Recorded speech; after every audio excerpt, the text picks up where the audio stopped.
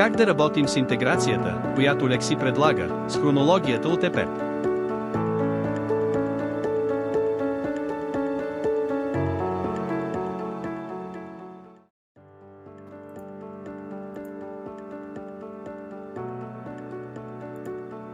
Когато въвеждате ново дело в Лекси, системата автоматично извлича хронологията от ЕПЕП.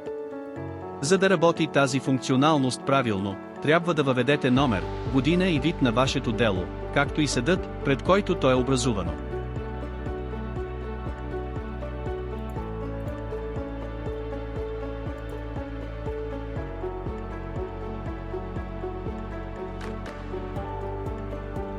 Запазените данни се визуализират в таблица на страницата с информация за делото.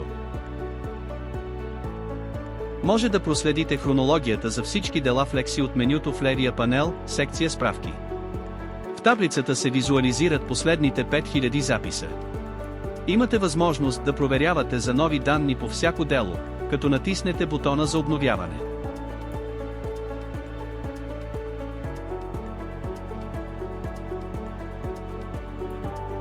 За да оптимизираме този процес, ние го автоматизирахме.